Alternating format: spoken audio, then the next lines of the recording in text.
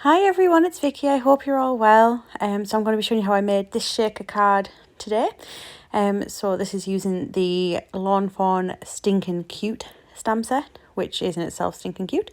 As you can see, I've got my sequins out ready for a shaker card, and I've already stamped my image onto my favourite things Extreme Black onto some Nina cardstock, and I've already cut my pieces out ready for my shaker element with the scalloped slimline with hearts from Lawn Fawn.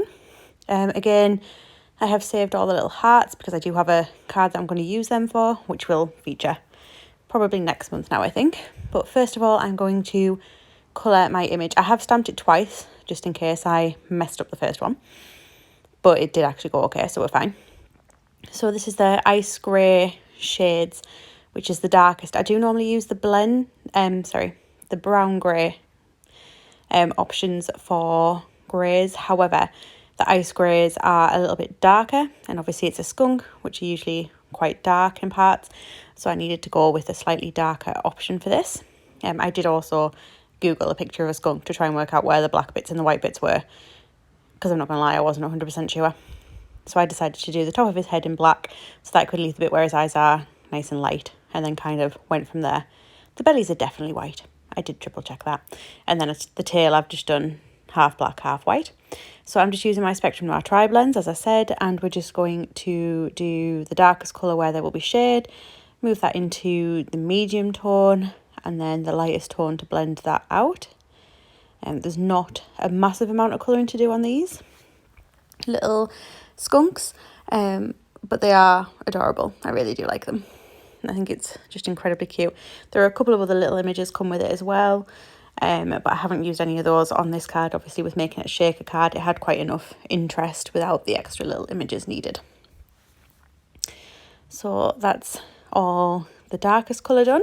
So then I'm going to use the lightest shade of ice grey. I used some pink there, sorry, for his ears, and then I'm going to use the lightest shade of ice grey that I've got and my colourless blender.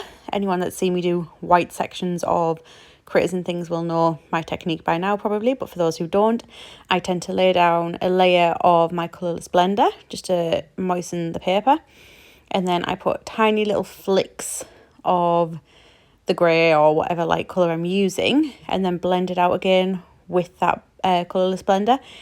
It is very, very subtle, but it just stops it being pure white.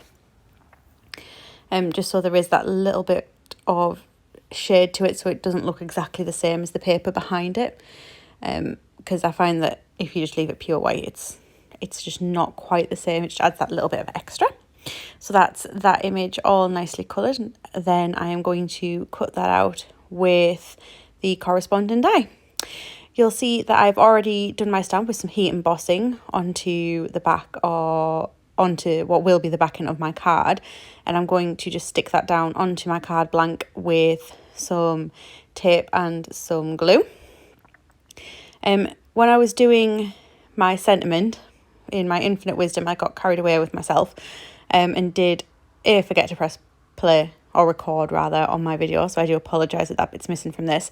But I also managed to first of all heat emboss it with my clear embossing powder, which obviously you couldn't really see, but it actually worked out well. My sentiment rather was still in my Misty, so I just restamped it with more clear embossing powder and then went over with the white, and it's actually made a crisper, brighter image. So I'm actually probably going to do that moving onwards.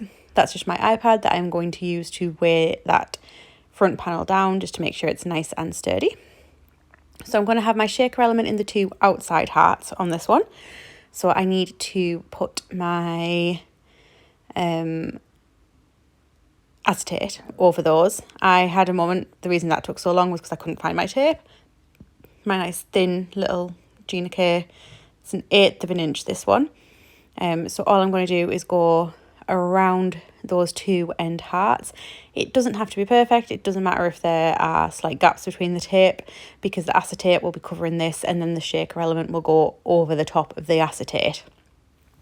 So there'll be no way for them to get around the front of it, if that makes sense. So I'm just going to pop that down there, and then I'm just going to use my bone folder just to make sure that tape is really firmly pressed into my cardstock.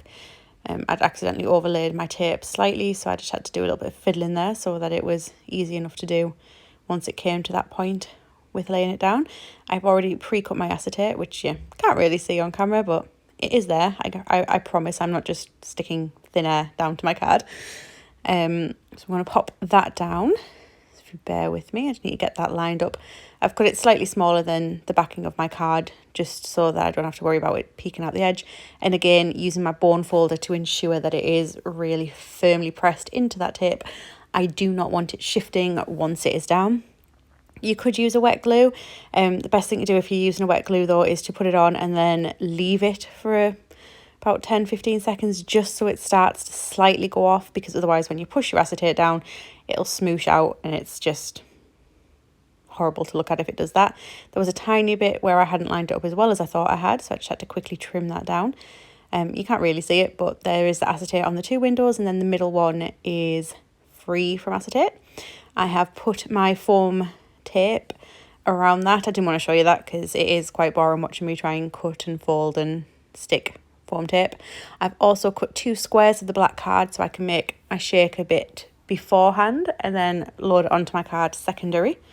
And I'm using my anti-static powder just to make sure that there's no static on the acetate, and all the sides of the foam are not sticky, because I don't want my shaker elements sticking to them. I want them to actually shake and move around nice and freely. So I'm just popping roughly as close as I could get it, equal amounts onto both sides of my little shaker there.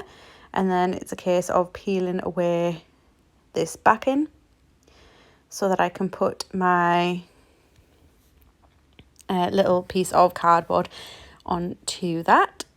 Again, I don't need to take away all of the backing sections just yet because I'm only putting this side on, so bear with me while I do that one, and just make sure obviously you give it a really good strong push down on there. And then I'm going to take the backing paper off this side, again just making sure that's all nice and flat, and then stick that one on there.